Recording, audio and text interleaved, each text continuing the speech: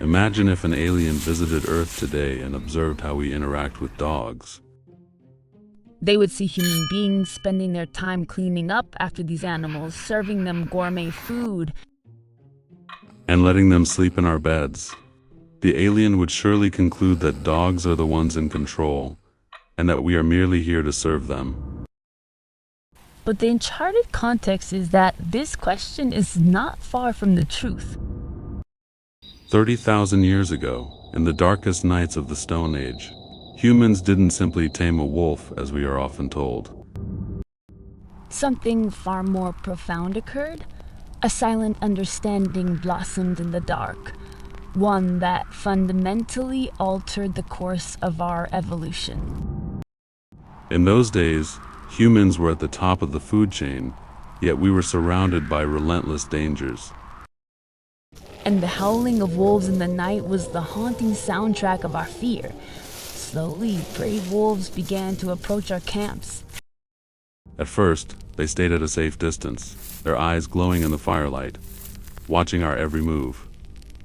As the nights passed, that distance narrowed. The wolves that were curious and social stayed, while the others moved on. They took the most dangerous step in their history, Trading their wild independence for security and companionship. We like to think we adopted the dog, but the evolutionary truth is that the dog may have actually adopted us. How do we know this relationship began as a true friendship rather than just utility? Science doesn't rely on guesswork.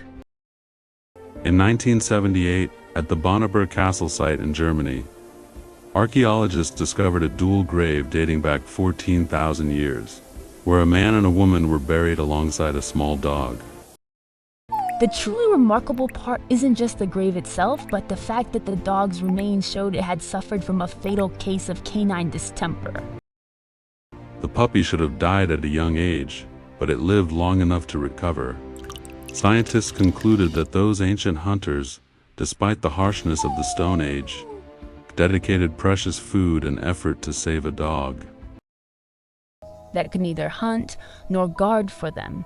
This grave wasn't just a burial site. It was a historical declaration that dogs were not mere tools, but family members since the dawn of time. Our relationship didn't just change behaviorally, it changed biologically.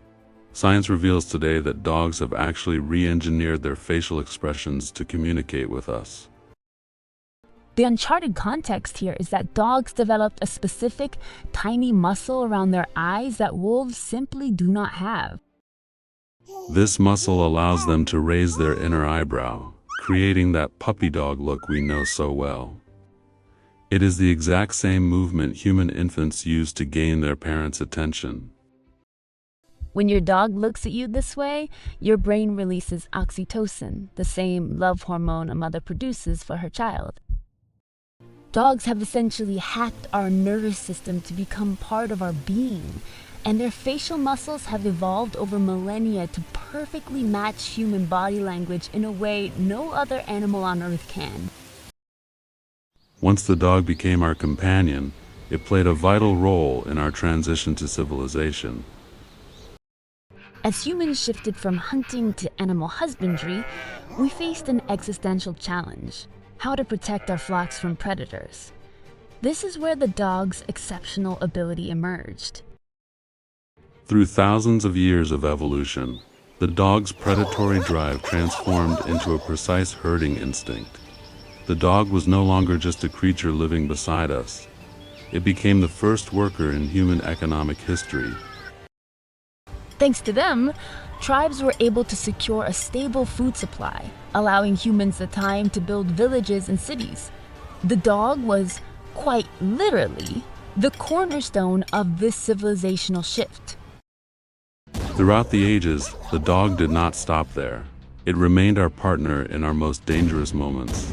Take Sergeant Stubby, who was found in an American training camp during World War I. On a silent night, Stubby smelled mustard gas before any soldier realized it was coming.